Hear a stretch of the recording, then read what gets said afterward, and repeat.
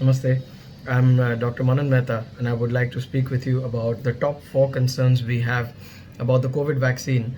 And despite those concerns, why I would still go ahead and take the same. So, the first concern for all of us everywhere is the sheer speed with which this vaccine has been developed. It's been developed so quickly from the disease to concept to development to clinical trial to marketing and now administration.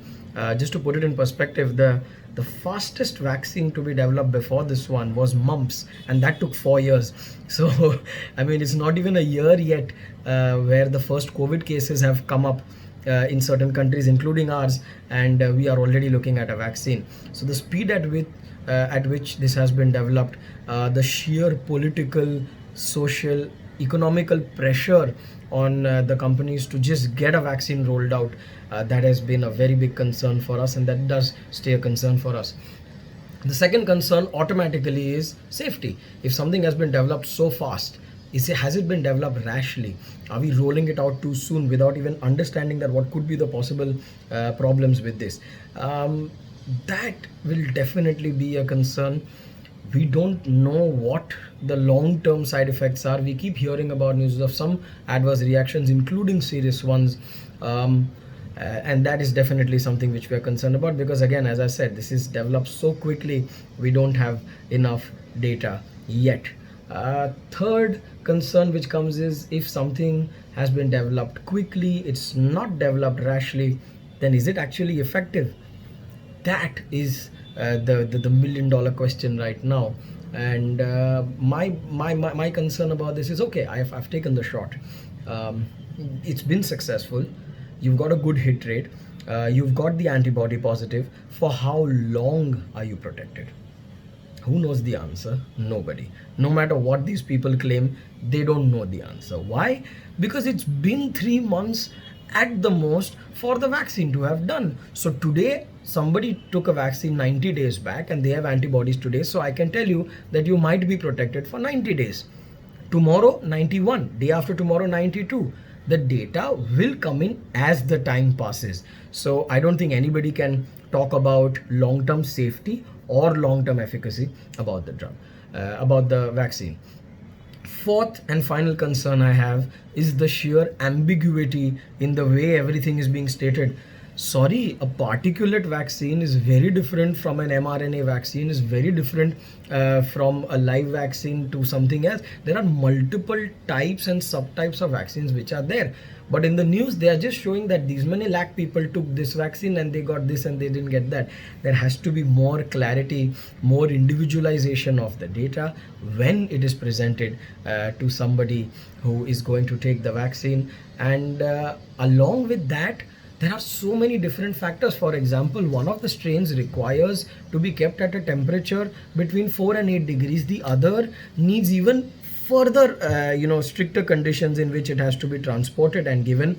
One of the vaccines can be kept at room temperature also for a period of I think a couple of days or so. So each vaccine, there is a lot of variety in the way it has to be administered, and that ambiguity, that lack of clarity there can cause a lot of confusion, especially in the mind of the healthcare provider. We all know that if there is a drug, it becomes so difficult. Sometimes there are mistakes which are made at all levels if the drug dosage is confusing. I mean, this vaccine dosage administration is also becoming a little confusing. These are my top four concerns with the COVID vaccine thus far as of the second week of January 2021. Now let me tell you why I will still go ahead and take the vaccine despite the concerns which I shared.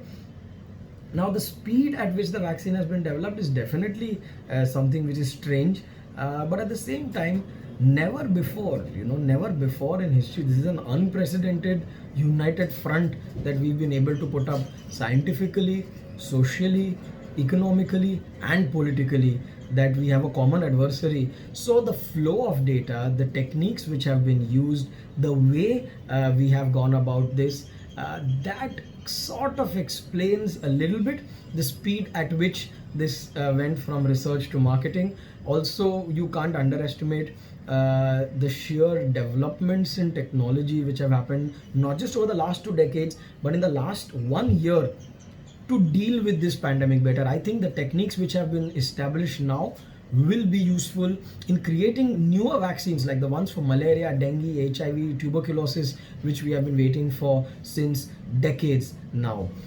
So that is what I would say is a gamble worth taking. As far as the safety is concerned, yeah, we do read about these adverse effects which are there. They seem to be mild in most people, but there have been a few unfortunate incidents where there has been a serious adverse effect, including deaths which have happened.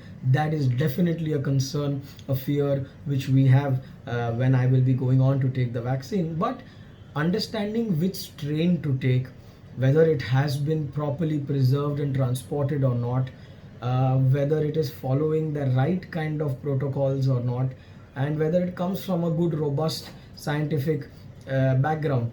Those are the things which we sort of try to look at and then pick the vaccine which I would like to take.